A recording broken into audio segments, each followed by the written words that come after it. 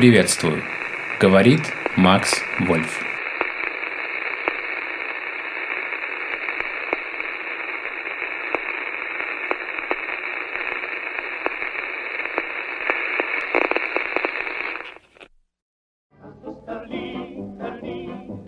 Всего 2 часа спустя я стоял на трибуне, которой было суждено сыграть такую важную роль в нашем политическом развитии, и говорил с партией Берлина, писал Геббельс о своем первом вечере в столице Германии.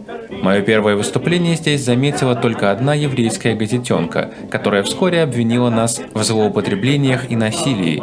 В ней было сказано дословно: некий господин Геббельс, предположительно из Рура, сыграл спектакль для одного актера, вытащив на свет Божий обветшалые лозунги. Позже Геббельс поделился с одним из друзей своими впечатлениями от Берлина. До начала митинга у меня оставалось какое-то время. Я взобрался на открытую площадку автобуса, не думая, куда он меня повезет. Куда угодно. Я сидел на своем чемодане среди незнакомых людей и ехал по городу.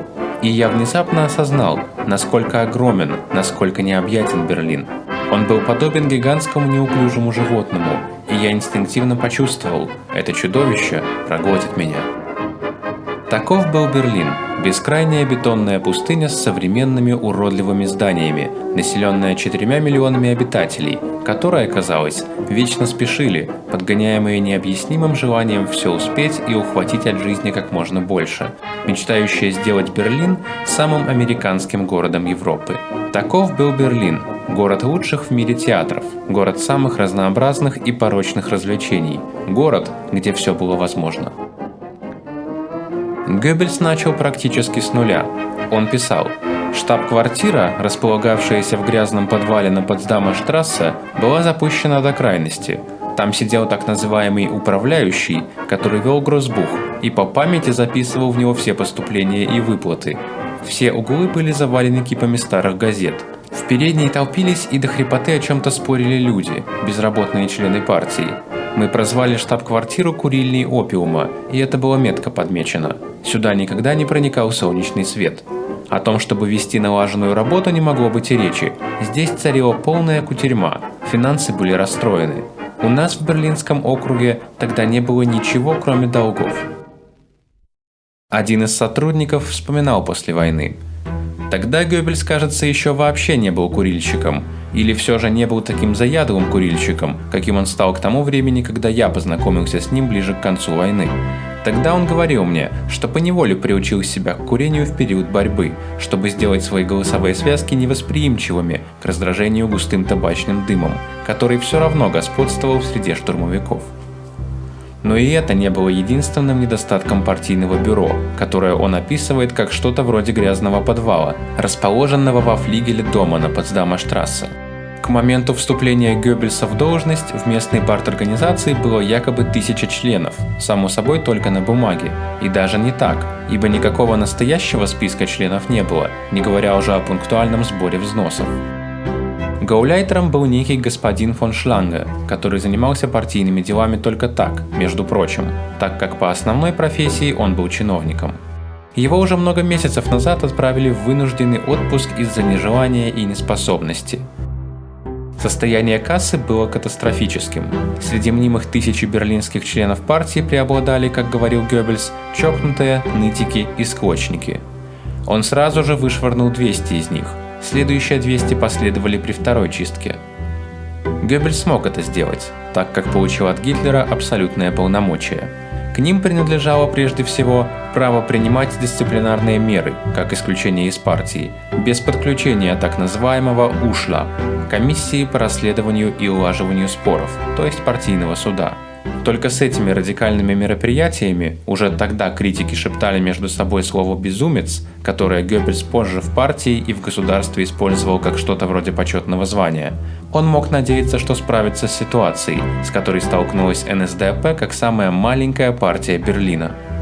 На последних коммунальных выборах 25 октября 1925 года она получила всего 187 голосов.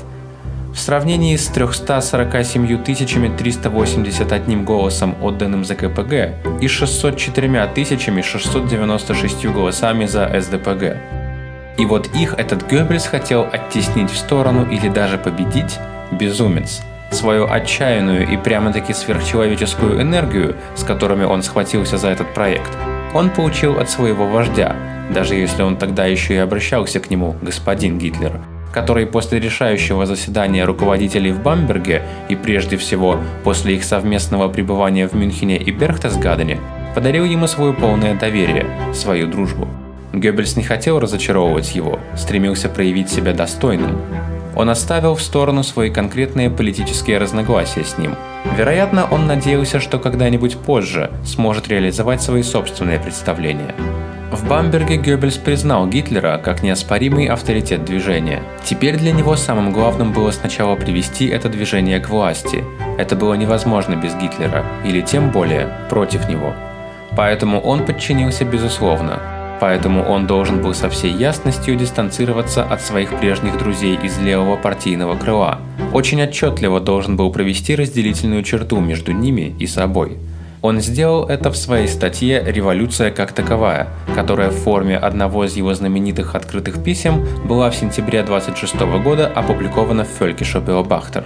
«Вы, те революционеры большой болтовни», – писал Геббельс, – «которые хотят этой штуки как таковой.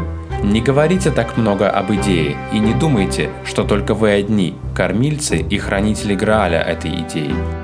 Это послание было, конечно, направлено в первую очередь его прежним шефам и покровителям братьям Штрассер, которых он собирался превзойти. Он хоть и не порвал с ними, это произошло лишь позже, но очень четко отмежевался от них. Да, Геббельс, когда его перевод в Берлин был уже подготовлен, получил очень доброжелательное письмо от Отто Штрассера с датой от 11 сентября 1926 года, в котором тот приветствовал Геббельса в Берлине как Геракла в Авгиевых конюшнях. Там братья Штрассеры устроились со своим успешным издательством Kampfverlag. Они издавали здесь еженедельную газету Der Nationaler Sozialist – «Национальный социалист», которая практически снабжала все тогда существующие за пределами Баварии ГАУ НСДАП официальным партийным изданием. «Мы должны сломать стену безвестности», – говорил Геббельс своим товарищам 1 января 1927 года. «Пусть берлинцы оскорбляют нас, пусть дерутся с нами, пусть порочат и избивают нас, но они должны о нас говорить. Сейчас нас 600 человек, через 6 лет нас должно быть 600 тысяч». Он сдержал слово. Исключив 400 человек из партии, Геббельс поступил согласно указанию Гитлера, которое тот сформулировал во втором томе «Mein Kampf». Задачей пропаганды является привлечение сторонников. Задача организаций – привлечь в свои ряды новых членов. Сторонник движения – тот, кто согласен с его целями. Член движения – тот, кто за эти цели борется. И пусть на одного, от силы 2 членов движения, приходится 10 сторонников. От члена движения требуется активное мышление, следовательно, их будет меньшинство. Поэтому пропаганда должна неустанно работать, чтобы идея завоевала как можно больше сторонников, а организация должна тщательнейшим образом отобрать среди них самых ценных и принять их в свои ряды. Когда масса через пропаганду проникнется идеей, настанет время организации при участии немногих избранных пожинать плоды. Как Геббельс собирался справиться со своей задачей в Берлине? В городе, где есть миллион развлечений, с дюжиной ежедневных газет и где типографии едва успевают печатать важные новости. Кто здесь проявит интерес к партии в 600 человек? У него был план. На 11 февраля 1927 года он арендовал так называемый Фарус-Зеле в районе Видинга, где обычно выступали коммунисты. Были изготовлены темно-красные плакаты «Государству буржуазии приходит конец», провозглашали они. «Мы должны построить новое государство. Рабочие, судьба германской нации в ваших руках». Выглядели они точь-в-точь как коммунистические. Ему бы не составило труда получить другой зал для первого массового митинга, но он хотел раздразнить берлинских рабочих. Мало того, перед митингом он устроил шествие. 6 сотен национал-социалистов, участвовать обязали каждого, с украшенными свастикой знаменами прошли маршем по северному району Берлина. Фарус-Зеле был безусловной вотчиной коммунистов. «Мы бросили им открытый вызов», признался после Геббельс. Это понимали и мы, и наши противники. Коммунистическая печать изощрялась в проклятиях. Они обещали нам столь теплый прием, что мы и не уйдем оттуда. Но мы даже не отдавали себе полного отчета в том, какая опасность нам грозит. Бояться было чего. Вильфред Баде, национал-социалистический писатель, которого Хайбер называет бардом СА, передает в своей книге о Геббельсе 1938 года текст контрплакатов, которыми коммунисты обклеили стены дома в Фарусзеле и соседних кварталов. «Красный вединг красному пролетариату. Тот, кто рискнет зайти в Фарусзеле, будет избит до смерти».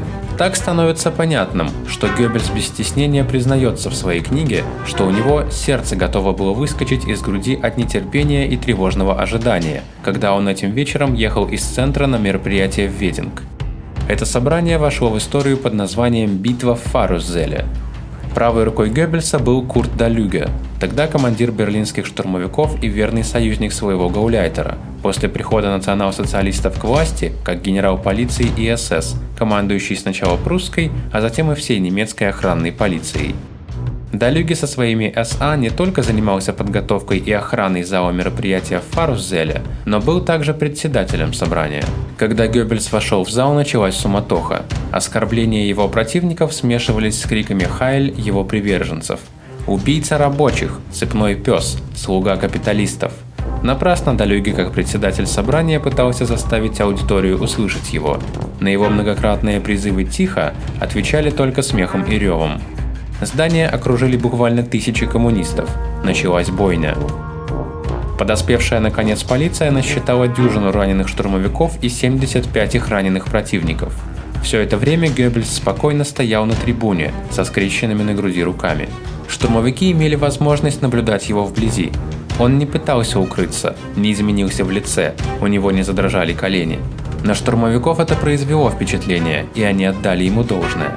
Ему нельзя было отказать в мужестве. Он завоевал их уважение, и с тех пор ему дали прозвище «Доктор». «Доктор, что надо», будут говорить они. Постепенно порядок был восстановлен. По требованию Геббельса носилки с пострадавшими людьми из СА были уставлены у трибуны, чтобы публика могла лицезреть их страдания. Внезапно Геббельс наклонился, взял их за руки и обратился к аудитории. «Я должен пожать руки этим храбрецам», – начал он. Затем дрожащим от волнения голосом продолжил. «Поймите меня, я сейчас не в состоянии говорить на тему, которую мы планировали, то есть о крахе буржуазного государства. Я буду говорить о неизвестном бойце СА». И он заговорил. Через несколько минут первого раненого штурмовика унесли. С 10-минутным интервалом одного за другим убрали и всех остальных. Тем временем слушатели воодушевлялись все больше и больше, переходя от праведного гнева к глубокому сочувствию, в зависимости от того, куда их направлял Геббельс. Геббельс писал, что он ни раньше, ни позже не выступал при таких волнующих обстоятельствах. Зал был похож на поле битвы, обломки и лужи крови повсюду. Воцарилось ледяное молчание. Тысячи, которые еще наполняли зал после беспорядков, даже враждебная пресса говорила о нескольких тысячах участников собрания, были пленены оратором, который, дрожа от возбуждения, отдавал выступлению все свои последние силы. На следующий день крупные заголовки берлинской прессы были посвящены битве в Фарусзеле. От крайне левых до крайне правых в столице была только одна тема. После этого дня национал-социалистов в Берлине больше нельзя было замалчивать. Выходец из Рейнской области Геббельс совершенно правильно понял сущность этого города, когда он писал в своей битве за Берлин. «Берлину нужны сенсации, как рыбе вода. Этот город живет ради них, и любая политическая пропаганда не достигнет своей цели, если она этого не осознала. Он это осознал, и он достиг цели. Улица – это все равно характерная черта современной политики. Кто может захватить улицу, тот может захватить также массы, а кто захватывает массы, тот тем самым захватывает и государство». Через 3 дня после битвы в Фарусзеле в бюро ГАУ были зарегистрированы 2600 новых членов партии и 500 членов СА. Геббельс был на пути к успеху. Он окончательно оставил мрачную курильню опиума на Потсдамерштрассе, в которой ему пришлось начинать несколькими месяцами раньше, и находился на пути к знаменитому в международном масштабе отелю Кайзерхоф, где ему вскоре предстояло разместить и приветствовать Гитлера, который до тех пор еще никогда не выступал в столице империи. Вероятно, шаг от курильни опиума до Кайзерхофа был более решающим для НСДАП, чем шаг от Кайзерхофа до имперской канцелярии. Грегор и Отто Штрассеры с их северогерманским партийным органом, который уже в заголовке подчеркивал оппозиционность к Мюнхену, слово «национальный» стало прилагательным к слову «социалист», имели в своих руках инструмент, который мог бы пригодиться для того, чтобы по меньшей мере они могли стать необходимыми Гитлеру или, возможно, даже однажды добиться независимости от него. И теперь Гитлер отправил бамбергского предателя, как они называли Геббельса между собой, к ним в Берлин. Вероятно, даже как надсмотрщика, они были начеку и утешались столь безнадежным состоянием берлинской ГАУ, с которым даже самый умелый сломал бы себе шею. Пока при подготовительном деловом совещании в Берлине пришли к согласию бороться также здесь, как раньше на Западе, плечом к плечу. Геббельс не верил ни единому их слову. Недоверие, которое он пронес с собой с его трудного детства и до смерти, он однажды облег в такие слова: «Я всегда одним ухом прислушиваюсь, не точит ли кто-нибудь нож позади меня, чтобы ударить мне в спину». Со стороны штрассеров он уже давно замечал этот звук, который ни с чем нельзя было спутать. У Геббельса было что-то вроде шестого чувства для этого. Иногда оно обманывало его, но здесь он был прав. Его уже давно хотели убить. Политически. Тогда он еще не знал принципов кадровой политики Гитлера: не делать никого из его самых важных сотрудников слишком большим и могущественным, всегда противопоставлять одного другому, чтобы самому сохранять в руке все нити, по воле которых они должны были действовать. Поэтому как раз Геббельс, порвавший со штрассерами, был направлен к ним в Берлин, не только как надсмотрщик, как они опасались, но и как возможный противовес для возникавшей в этом городе самостоятельной власти штрассеров. И Гитлер с самого начала умерил пыл избранного для этого человека, поставив соперника Геббельса на ступеньку выше его самого. Также тем, что он одновременно 1 января 1927 года смог получить свое первое жалование гауляйтера в размере 150 марок из партийной кассы, он был обязан своим первым радикальным мероприятием для реорганизации ГАУ. Ему было ясно, что при всей личной экономии, примером которой для однопартийцев был он сам, партийная организация должна была располагать определенным финансовым фондом. В день покаяния и молитвы 1926 года он собрал тех, кто оставался в партии после ее чистки от нежелательных элементов. В продолжительных рассуждениях он разъяснял им безотлагательную необходимость привлечения денежных средств. Он взывал к их готовности пойти на жертвы и добился, наконец, чтобы присутствующие обязались каждый месяц собирать твердую сумму в размере минимум 1500 марок. Тогда даже безработные среди них, и их тогда было больше всего, готовы были из своего скудного пособия отдавать 3 марки в фонд борьбы ГАУ. Геббельс позже назвал это собрание в Виммельсдорфе днем основания Берлинской партийной организации. У Геббельса тогда, в отличие от более позднего времени, не было никакой возможности оказывать какое-нибудь давление на них, и он должен был их убеждать. При этом он исходил из правильного понимания, что кредитор всегда остается связанным с объектом, в который он инвестирует. С другой стороны, он придерживался, тогда еще в противоположность Гитлеру, даже представленного им в борьбе за Берлин взгляда, что воинственно-революционная партия, которая поставила себе целью уничтожение международного капитализма, никогда не должна была использовать для своего партийного строительства деньги капиталистов. Поэтому, хотя определенно не только поэтому, он хотел быть в финансовом отношении как можно более независимым от Мюнхенского центра, куда тогда уже поступали довольно существенные взносы из всевозможных непрозрачных источников. В этом он нашел полную поддержку у твердого ядра оставшейся берлинской партийной организации. Из этого ядра он создал в рамках партии так называемый «Союз свободы», что-то вроде элитарной организации активистов, члены которой рукопожатием с ним брали на себя обязательства особенно активного участия в борьбе. К этому относился не только финансовый взнос в размере 10% от их соответствующего дохода, но и полная готовность отдавать свое время и силы для решения всех задач, которые им ставил их гауляйтер. Эта созданная в конце 1927 года в Берлине элитная группа «Союз свободы» стала двигателем той внушающей страх боевой машины, с которой Геббельс, наконец, захватил Берлин. Это была Старая гвардия Берлина, которая не имела ничего общего со Старой гвардией Мюнхена. У нее был свой особенный характер и своя собственная традиция. К журналистским и пропагандистским способностям, которые Геббельс так виртуозно использовал в Фарузеле, принадлежало также его умение бить его противников их же лозунгами. Теперь, так как берлинская пресса больше не могла замалчивать проклятых нациков и ежедневно кишела сообщениями и крупными заголовками об их преступлениях, Геббельс подхватил это выражение, которое возникло в одной из тех типографских синагог, как он любил называть редакции враждебно настроенных к нему берлинских газет, а таковыми были тогда почти все. Он выбрал словосочетание «проклятые нацики» в качестве названия для одной из тех брошюр, которые можно было купить задешево и которые продавались в массовом порядке, в первую очередь на улице. Он перенял это обозначение, которое противник использовал в отрицательном смысле, как что-то вроде почетного звания. Когда другая газета назвала СА бандитами, он сам назвал себя обербандитом и как таковой представился на одном из мероприятий. «Здесь говорили на новом современном языке», цитирует Френкель берлинского гауляйтера, который больше не имел ничего общего со старинными, так называемыми народно-национальными формами выражения. Его бывшие работодатели из Völkische Freiheit явно читали это без удовольствия. Но это было правильно. Националистическая агитация приспосабливалась под массы. Современный взгляд на жизнь партии искал и находил также здесь современный, увлекающий стиль. Бесчисленные неологизмы того времени исходят от Геббельса.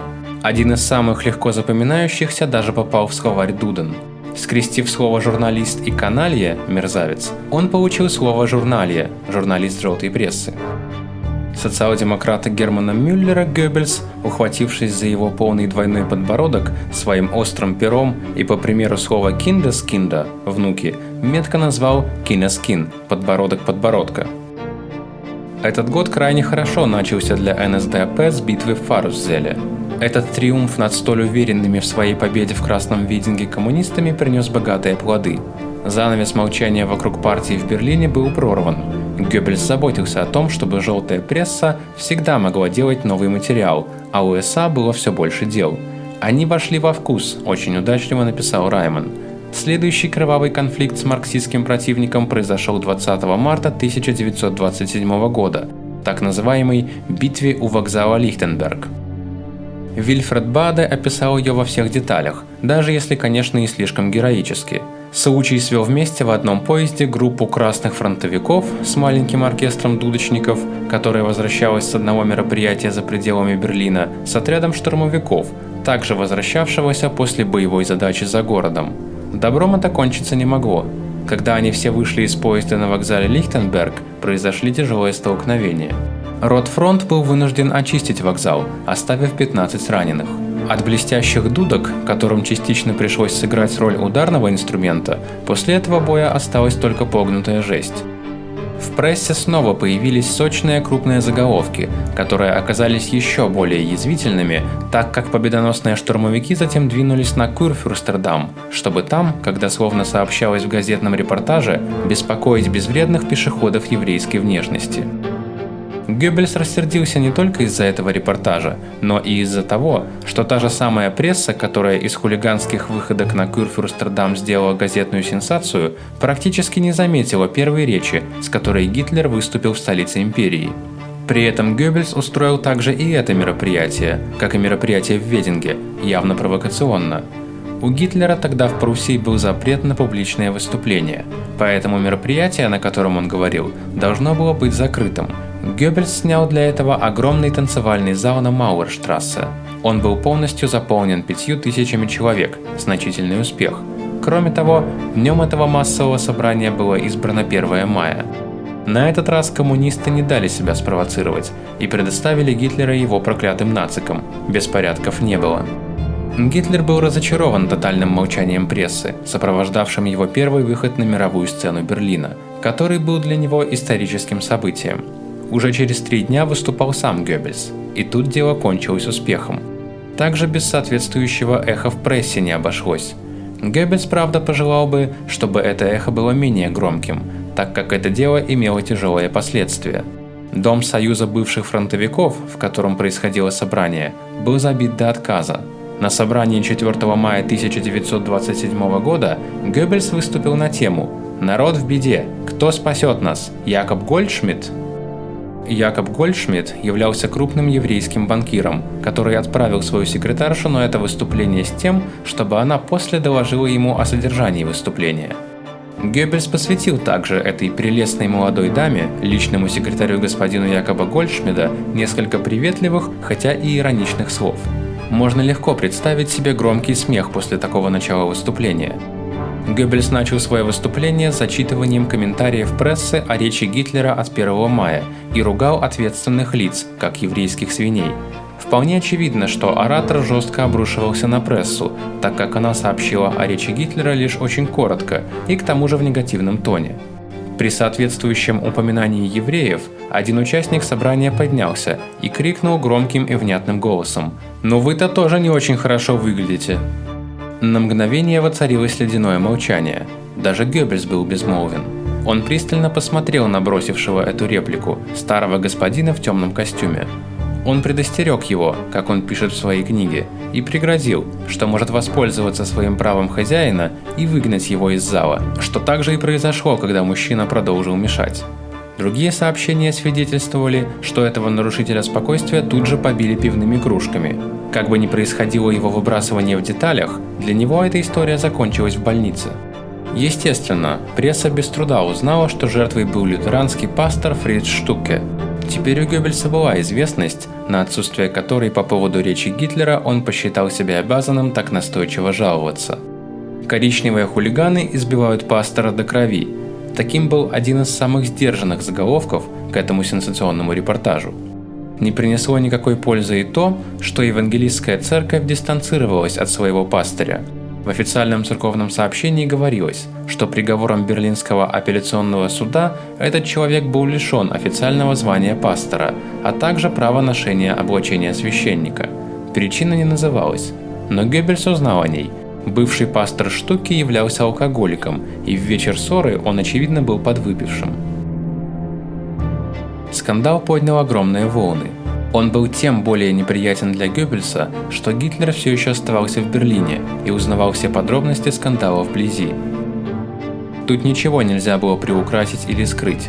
Естественно, Гитлер в Берлине поддерживал постоянный и самый тесный контакт не только с Геббельсом, его гауляйтером, но и со своим руководителем пропаганды Грегором Штрассером и его братом Отто, главным редактором Берлина Arbeitszeitung, берлинской рабочей газеты, единственного печатного органа национал-социалистов в Берлине. Как раз из-за того, что Геббельс и вместе с тем также Гитлер за его мероприятия получили такие плохие оценки в берлинской прессе, для шефа, как его тогда еще называли, связь со Штрассерами была так важна. Они были единственными, которые в этом явно важном месте, столице, могли в области публицистики эффективно действовать для него и для движения. Естественно, они не агитировали прямо против Геббельса, они даже остерегались в разговорах с Гитлером слишком плохо отзываться о нем. Они уже пережили Бамберг, где Геббельс склонился перед более сильным, а именно перед Гитлером, не Штрассером. То, что они хотели выдвинуть против Геббельса, выражалось с крайней осторожностью и только косвенно. Да, он блестящий оратор. С этого, как Геббельс однажды сказал, все его противники начинали свои колкости против него в разговорах с Гитлером. Но как ответственный функционер партии такого отчетливо важного региона, как столица империи, он в политическом отношении, вероятно, все же слишком импульсивен. У этого скандала для берлинской НСДАП, во всяком случае, были катастрофические последствия. Партия и ее структурные подразделения были запрещены в Берлине-Бранденбурге. Геббельс и все его подготовленные им за это время сотрудники получили запрет на публичные выступления. Партия и СА должны были уйти в подполье. Марши, знамена, ношение формы были запрещены. Доходы от массовых мероприятий и от продажи брошюр перестали поступать. Даже желание членов партии платить партийные взносы ослабевало. Их число в течение нескольких месяцев возросло до 3000. Численность штурмовых отрядов увеличилась втрое. Но какой был со всего этого толк, если теперь из-за запрета партия и СА столкнулись с угрозой распада? «Запрет публичных выступлений», – писал Геббельс в его книге, – «нанес лично мне исключительно тяжелый удар. У меня не было никакой другой возможности поддерживать необходимый контакт с моими товарищами по партии.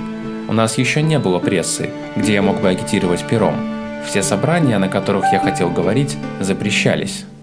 Йозеф придумал лозунг «Живо вопреки запрету».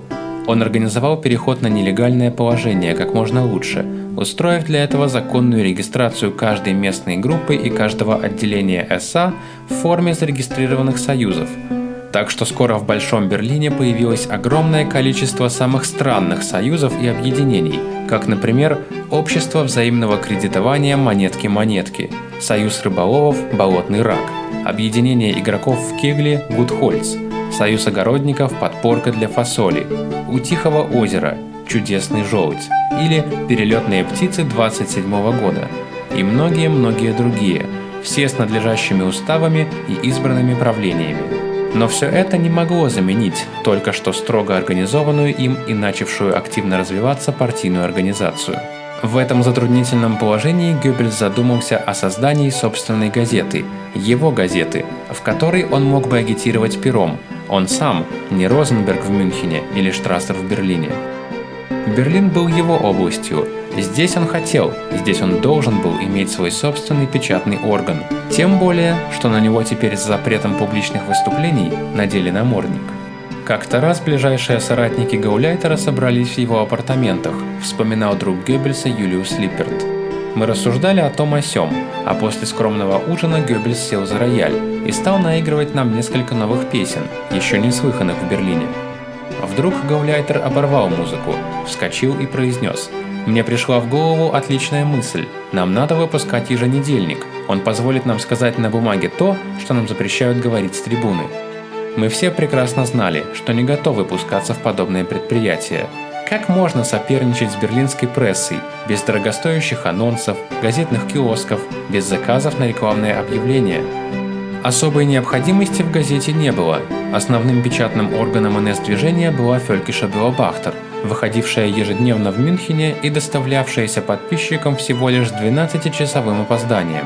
Братья Штрассер также выпускали свою ежедневную газету «Берлiner Abendzeitung», но Геббельс упрямо твердил, что ему нужен собственный рупор, независимая газета, где он мог бы писать все, что вздумается.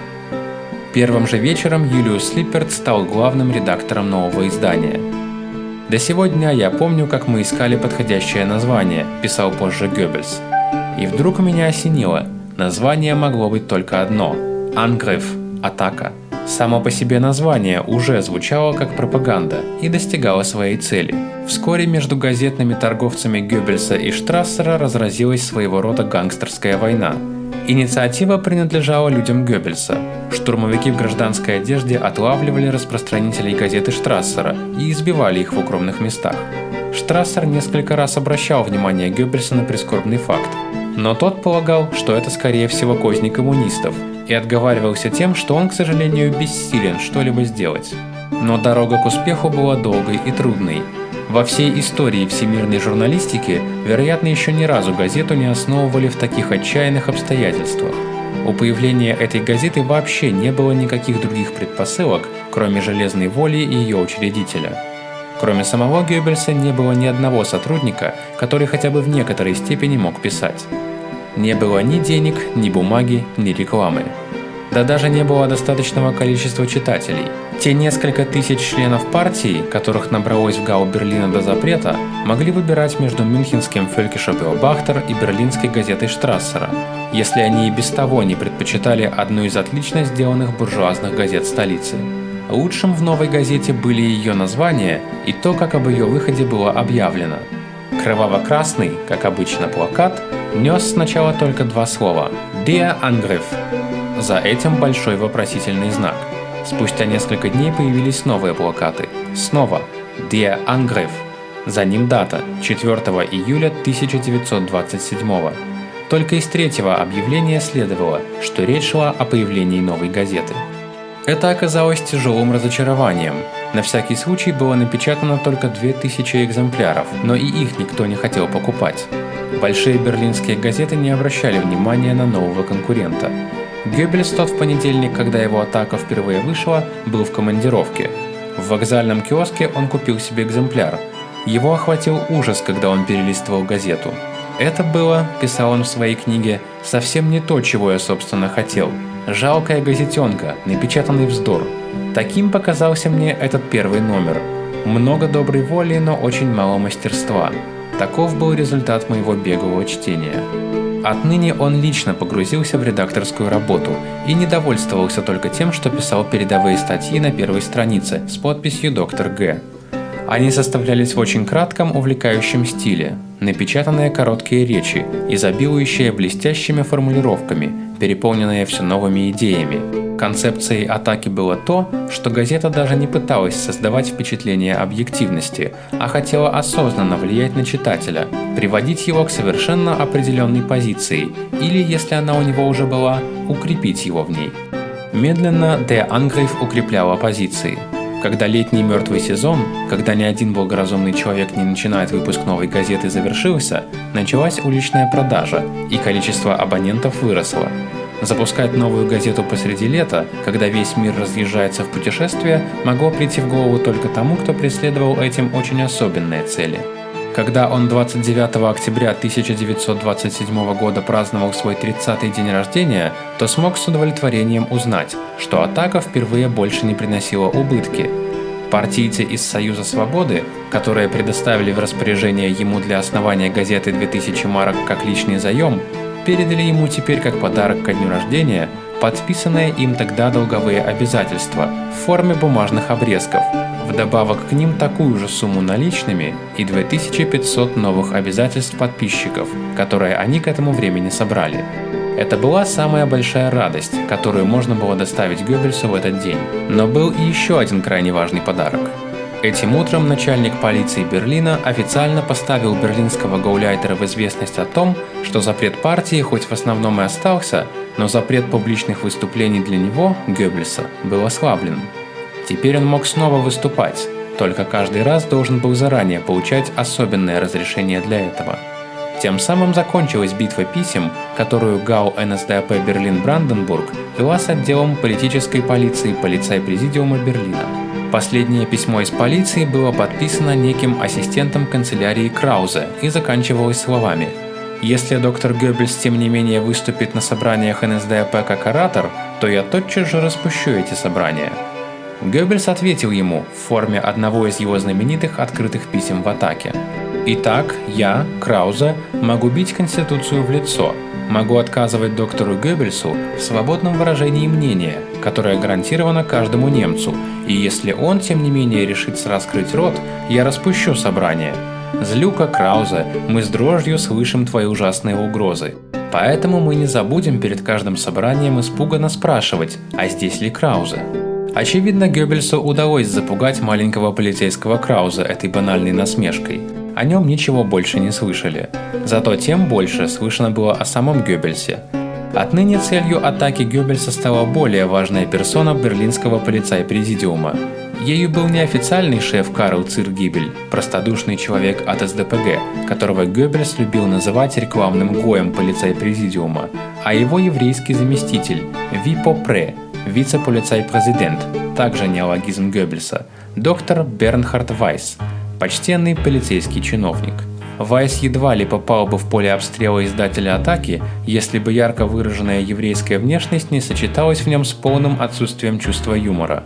Уже на первые, еще относительно безвредные насмешки он отреагировал сердито. Это, естественно, не запугало Геббельса, а только подбодрило его.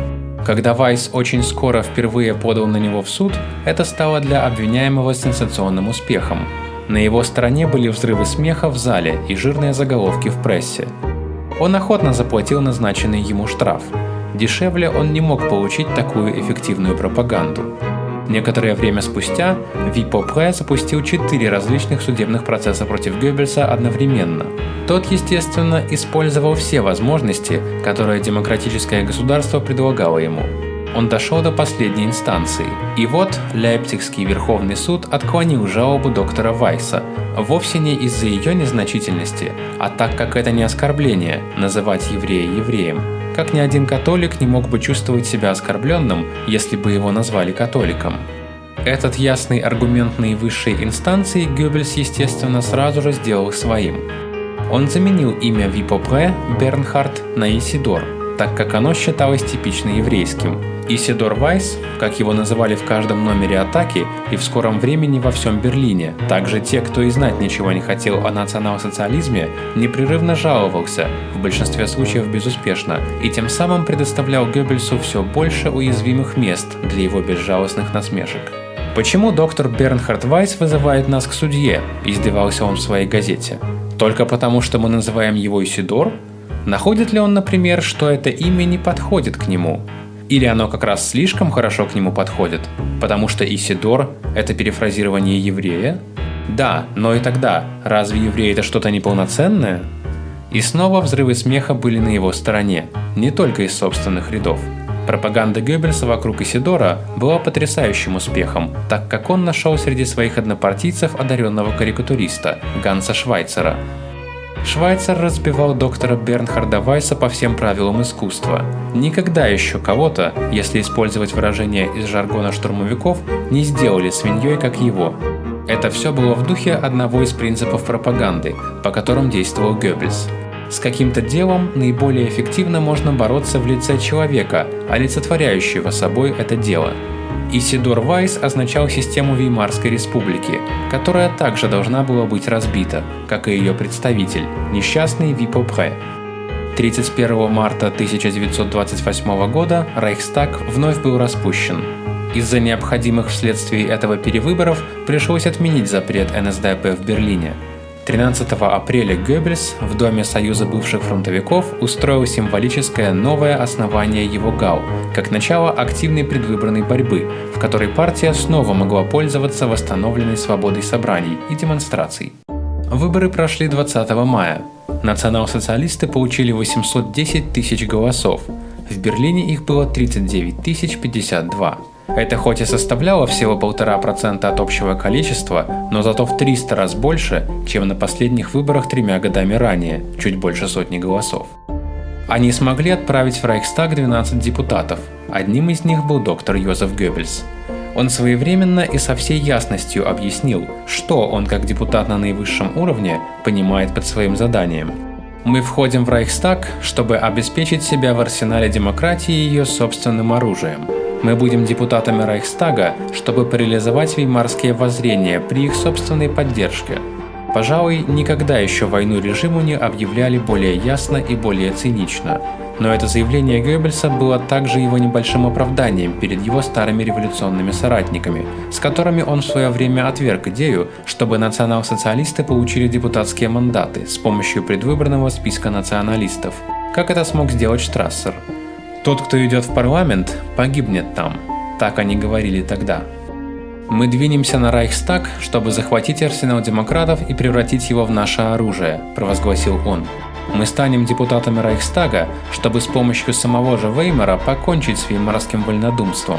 Если мы добьемся успеха и приведем в Рейхстаг 50-60 наших агитаторов и активистов, государство само снабдит нас механизмом для борьбы и оплатит ее». Конченый человек тот, кто, став парламентарием, считает, что достиг своей цели. Но если с присущей ему отвагой он продолжает беспощадную борьбу с подлостью, которая заполнила всю нашу жизнь, то он станет не просто парламентарием, он останется самим собой, то есть революционером.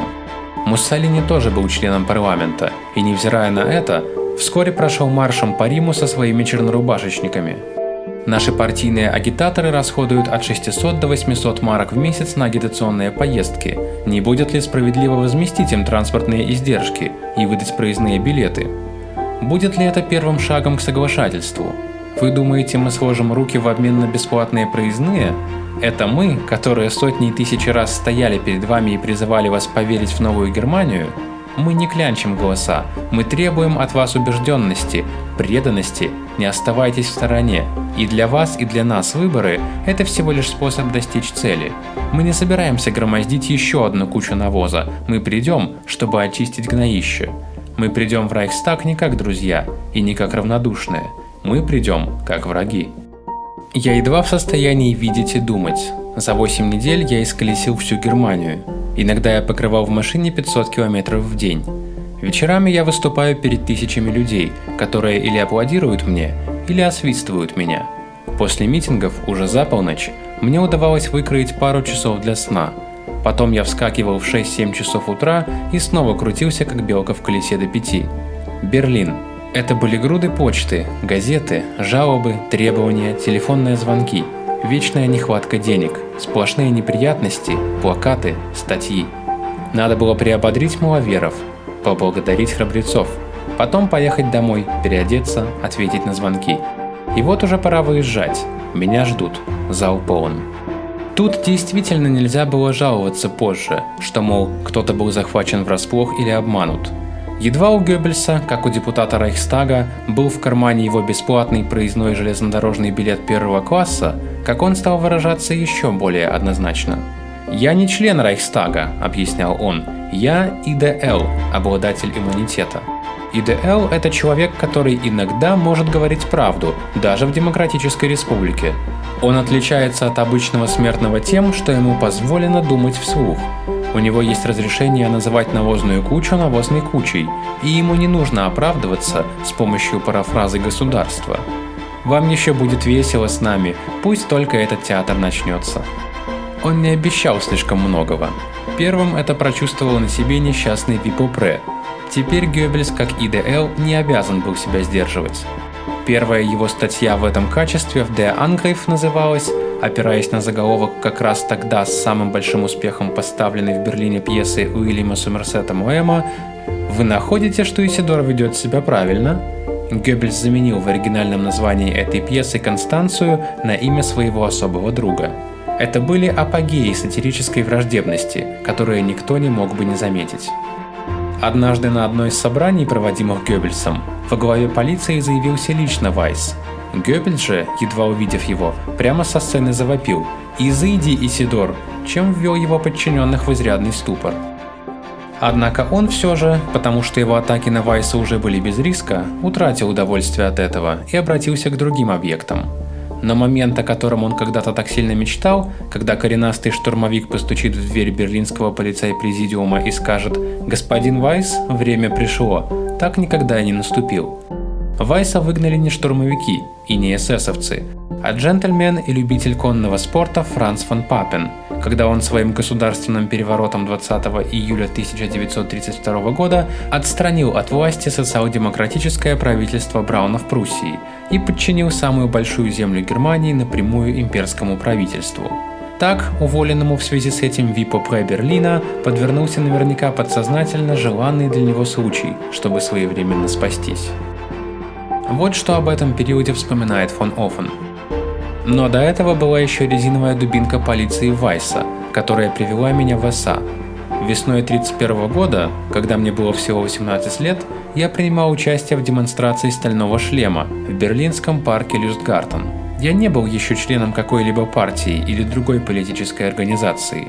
Вышедший из национального молодежного движения и сын старой солдатской семьи, я симпатизировал стальному шлему.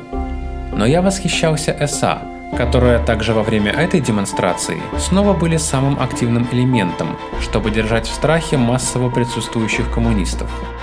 Сами шлемовцы были самой слабой группой участников, но на их стороне стоял компактный блок национал-социалистов. И против них собралось по меньшей мере столько же марксистов. Я находился, сам того не зная, на воображаемой разграничительной линии между обеими враждующими группами. Перед нами лежал Берлинский собор, на наружной лестнице которого было расставлено зеленое море полиции. Оно пришло в движение как водопад, когда после хоровых скандирований и устных споров началось первое рукоприкладство, угрожавшее перерасти в уличный бой. Полицейские, размахивая дубинками, бросились между дерущимися демонстрантами. По этому случаю я впервые в жизни получил удар дубинкой по затылку, у меня пропали слух и зрение. Из последующего хода демонстрации я мало что понял. Но на следующий день я попросил принять меня в СА и НСДАП. Я думал, если уж идти, то до конца. Нигде в империи, пишет Виктор Райман, захват города не готовился с большим умом и решительностью, чем в Берлине. Геббельс не довольствовался привлечением на свою сторону буржуазных избирателей и сторонников, а проникал, после первого большого успеха в Вединге, снова и все глубже в прежние оплоты коммунистов. Надежному активисту из Союза свободы Йоханнесу Энгелю он доверил основание национал-социалистических фабричных ячеек. Энгель уже скоро смог доложить о функционировании этой организации – НСБО – Национальсоциалистische Betriebszellenorganisation, примерно на 70 предприятиях Берлина. Но вернемся немного назад. 27 августа 1928 года прошлогодняя операция «Фарусзеле» повторилась в другом рабочем районе. Сопровождаемый 150 испытанными в борьбе штурмовиками, маленький Геббельс вмешался в коммунистическое массовое собрание, ведение которого он, с поддержкой кулаков его штурмовиков, отобрал в свои руки. Полный успех, который заставил кипеть от ярости руководство коммунистов в доме Карла Либкнехта. Спустя 2 дня Die Rote Fahne опубликовала свой печально известный призыв «Бейте фашистов, где вы их встретите». Они попытались это сделать, когда Геббельс впервые решился арендовать для одного из своих мероприятий Берлинский дворец спорта, в котором до сих пор только марксистские партии проводили свои митинги, и даже они только по большим особым поводам, так как им приходилось опасаться того, что они не смогут наполнить своими приверженцами гигантский зал с его 15 000 мест. Геббельс смог это, а коммунистам, которые пытались помешать массовому митингу, разбили голову до крови. Геббельс хотел, чтобы и Гитлер тоже смог испытать личный триумф, который берлинский гауляйтер отпраздновал при этом случае, поэтому он пригласил его на подобное мероприятие в том же месте на 16 ноября. Также этот митинг был неповторимым успехом.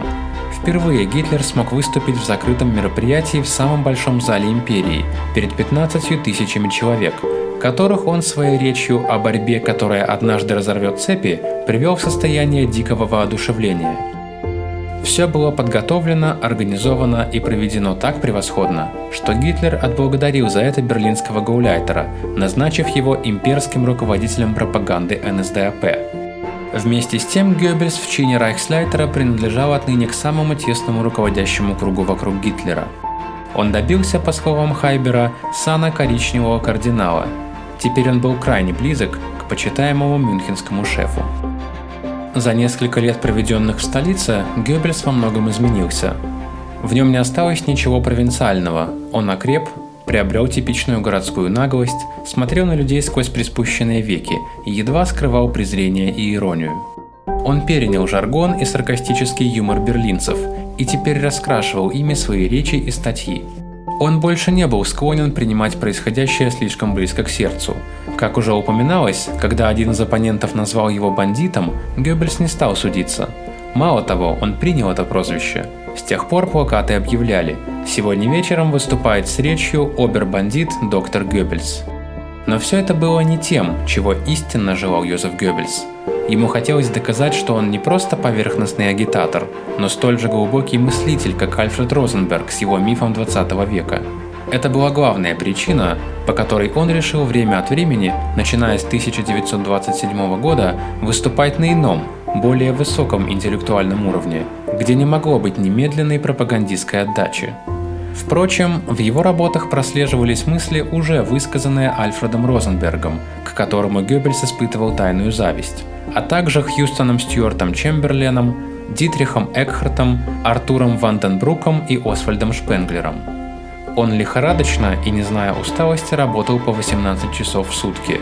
Не снискав особой славы в этом утонченном ремесле, Геббельс старается доказать, что пропаганда – это тоже тонкое искусство. Если вам говорят, что вы всего-навсего пропагандист, вам следует ответить: а кем был Иисус Христос? Разве он не пропагандист? Что он делал? Писал книги или проповедовал? А Магомед? Он писал заумные книги или выходил к людям и толковал им свои видения? А разве не были пропагандистами Будда и Заратустра? Обратите свой взгляд на наш век. Муссолини – книжный червь или великий оратор? Когда Ленин приехал из Цюриха в Петербург, он поспешил в свой кабинет к письменному столу или выступил перед тысячной толпой? Только великие ораторы, великие волшебники слова создали большевизм и фашизм. Между оратором и политиком нет разницы. Итак, 9 января 1929 года Гитлер перетасовал свой штаб. Грегор Штрассер стал главой организационного департамента, то есть вторым человеком после Гитлера. Геббельс был назначен главой пропаганды Райха. Теперь он был среди группы людей, определяющих будущий курс движения.